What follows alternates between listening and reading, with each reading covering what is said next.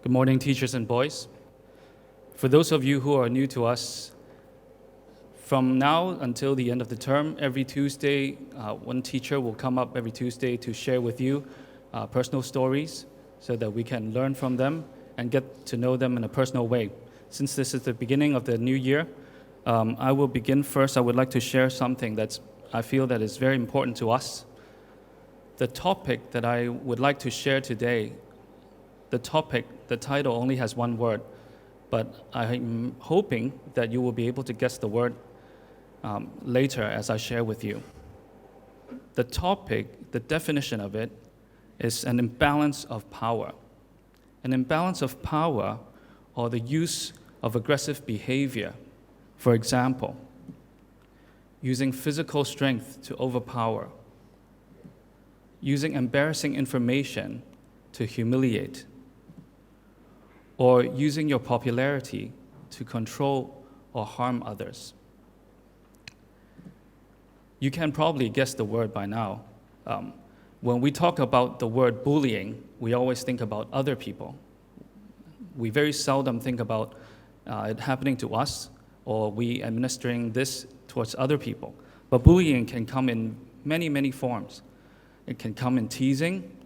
It can come in name-calling.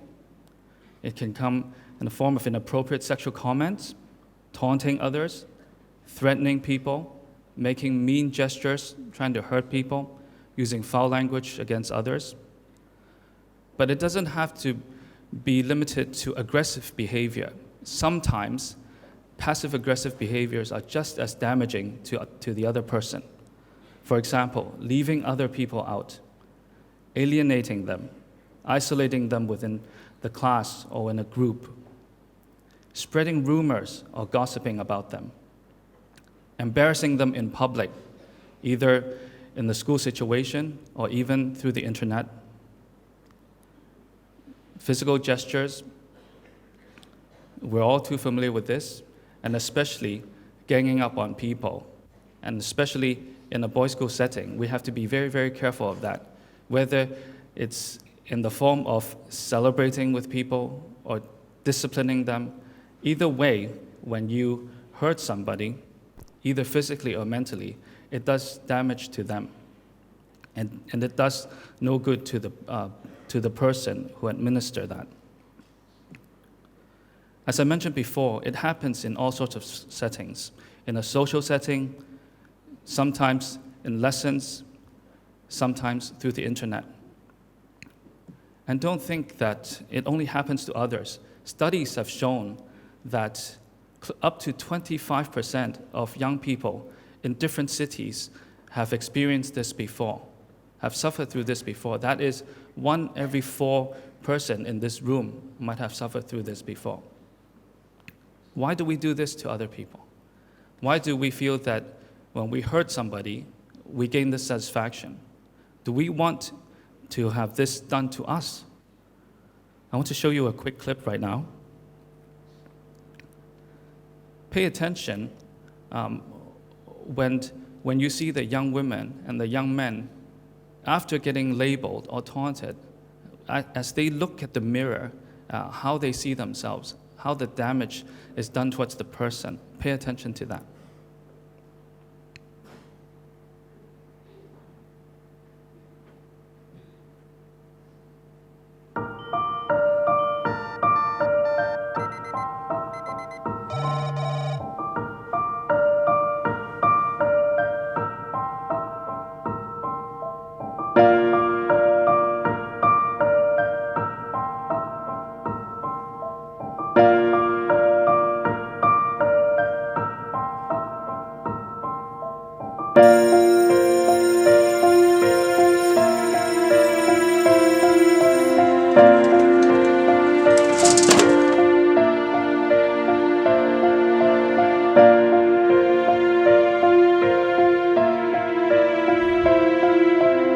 Three stages of interphase, and I would like to know what is the first stage of interphase.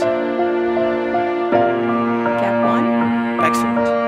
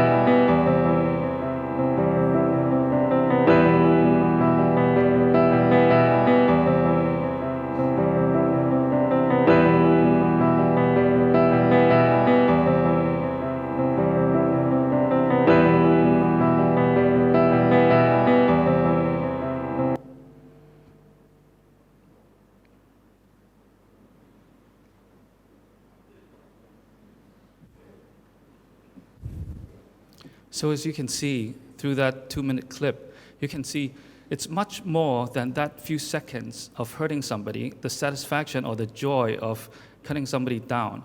But you can see after you do that, the thing that you do to the person that made the person see themselves in a more negative light. And this can become a downward spiral.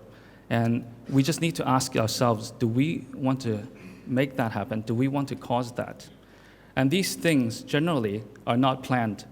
These things can happen within seconds, either during class time, during recess, during lunchtime, after school, in any setting.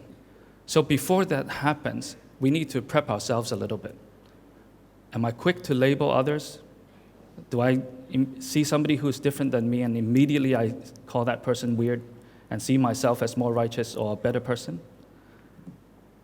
In reverse, do I want to be labeled like that? Do I want to be stereotyped like that? Do I cause these things to happen? And what can I do to change this? What can I do about it to bring a more positive atmosphere to my class or to my team? These things are worth thinking before they happen. And ultimately, we need to ask ourselves, do we want to tear down or do we want to build people up? If you have time, take a look at the school hymn or the big plaque outside with the words of the school hymn etched in it. In the 4th verse, it says, it's a prayer to God. It says, teach us the strength that cannot seek by deed or thought to hurt the weak.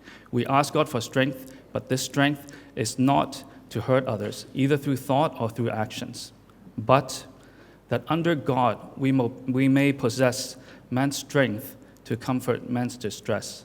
Boys, you're a talented lot. You have great abilities and talent. Use that to build a positive culture in the school. We talk about brotherhood a lot. Let this be a culture or brotherhood that builds up and not tear down. Thank you, boys.